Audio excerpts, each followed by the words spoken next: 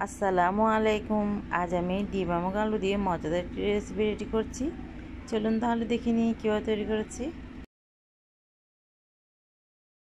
চুলায় একটি পাত্র দিয়ে এতে তেল গরম করে পেঁয়াজ এবং কাঁচামরিচ কুচি দিয়ে দিচ্ছি। পেঁয়াজ এবং কাঁচামরিচটিকে ভালোভাবে ভেজে নিচ্ছি।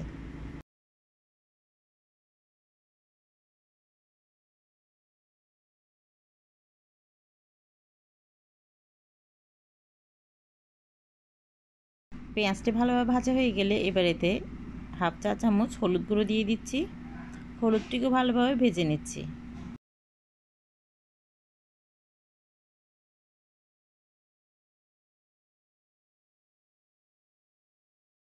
এবার এতে 1 চা চামচ লবণ দিয়ে দিচ্ছি।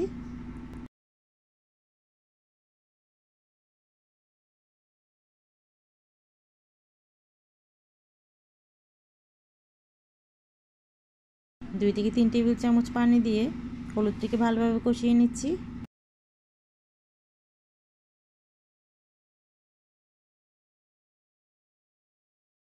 হলুদটি যখন ভালোভাবে কষানো হয়ে গেছে এবার এতে আমি আলু কুচি দিয়ে দিচ্ছি।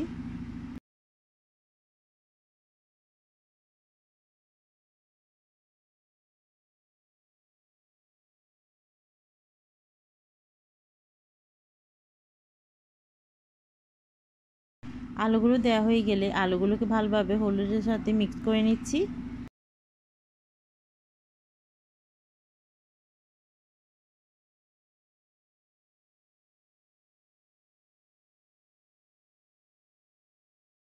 এবার আলুগুলোর মাঝখানটা খালি করে এতে একটা ডিম দিয়ে দিচ্ছি।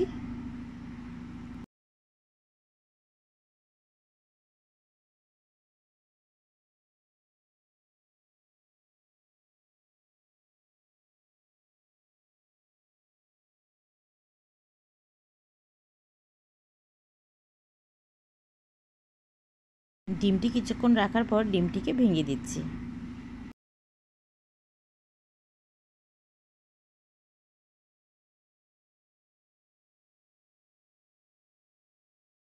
ডিমের সাথে আলুগুলোকে ভালোভাবে মিক্স করে নিচ্ছি।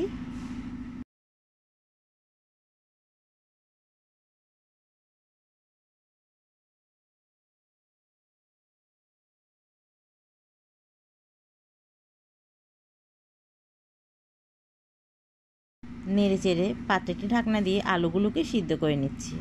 আলুগুলো যখন সিদ্ধ হয়ে গেছে এবার এতে ধনেপাতা কুচি ছড়িয়ে দিচ্ছি।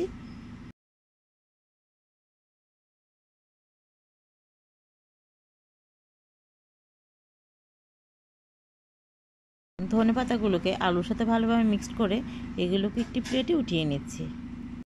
আমার রেসিপিগুলো দেখার জন্য আপনাদের সবাইকে অনেক ধন্যবাদ। আল্লাহ হাফেজ।